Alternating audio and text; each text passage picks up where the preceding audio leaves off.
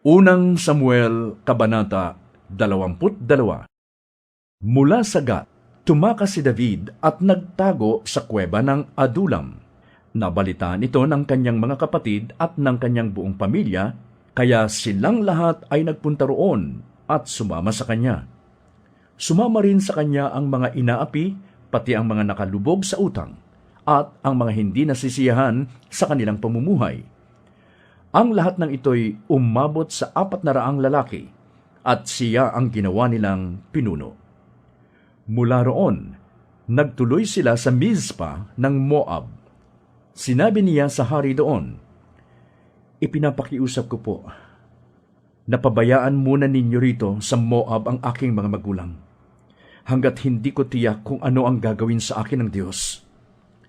Ipinagkatiwala nga niya ang kanyang mga magulang sa hari ng Moab, at ang mga ito'y nanatili roon habang nagtatago si David sa kuweba.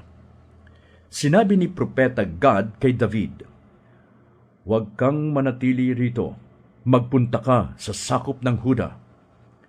Sumunod naman si David, at siya ay nagpunta sa kagubatan ng Heret. Nabalitaan ni Saul kung saan nagtatago si David at ang mga kasama nito. Nakaupo siya noon sa ilalim ng punong tamarisko sa ibabaw ng isang burol sa Gibea.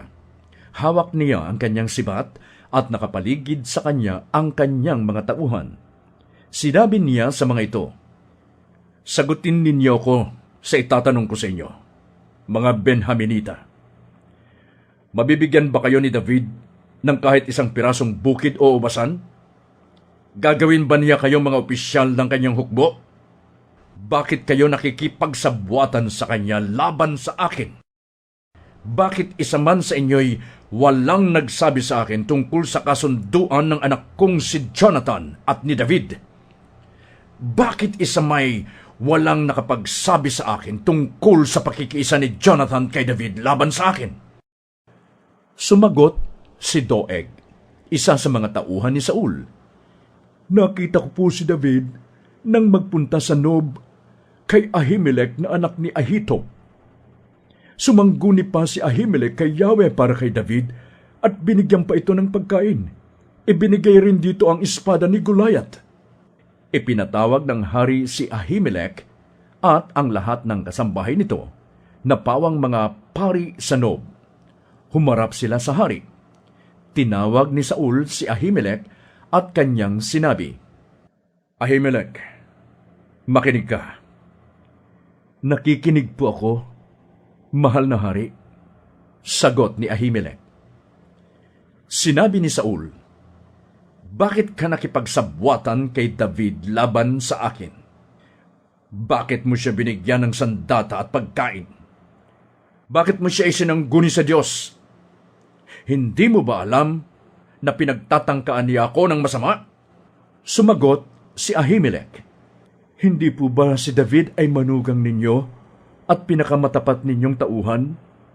Hindi po ba siya ang pinakapuno sa inyong mga kawal at iginagalang ng lahat sa buong kaharian?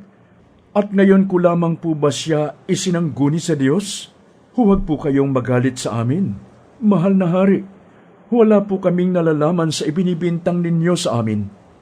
Sinabi ni Saul, "Mamamatay ka ngayon, Ahimelech, pati ang iyong buong angkan." At inutusan ng hari ang mga tauhan na malapit sa kanya, "Patayin ninyo ang mga pari ni Yahweh. Kasabwat sila ni David. Alam nila nang ito'y tumakas, ngunit hindi sinabi sa akin." Ngunit ayaw sumunod ang mga inutusan sapagkat natatakot silang pagbuhatan ng kamay ang mga pari ni Yahweh. Kaya si Doeg ang inutusan ni Saul, "Ikaw ang pumatay sa kanila." Sumunod naman si Doeg, at ng araw na iyon, pinatay niya ang 85 paring nakasuot ng ephod. At ipinapatay rin ni Saul ang lahat ng mga taga-Nob, isang lunsod ng mga pari, mga babae at lalaki, ang mga bata at mga sanggol, ang mga baka, asno at mga tupa. Ngunit nakatakas si Abiatar na anak ni Ahimelech, at siya ay nagpunta kay David. Ibinalita niya rito na ipinapatay ni Saul ang lahat ng mga pari ni Yahweh. Sinabi ni David kay Abiatar, "Nakita ko noon si Doeg, at noon pa'y alam ko nang magsusumbong siya kay Saul na ako'y nakita niya roon. Ako tuloy ang naging dahilan ng pagkalipol ng iyong angkan. Ngunit, huwag kang matakot. Sumama ka na sa amin, dahil iisa ang nagtatangka sa buhay nating dalawa. Dito ay ligtas ka."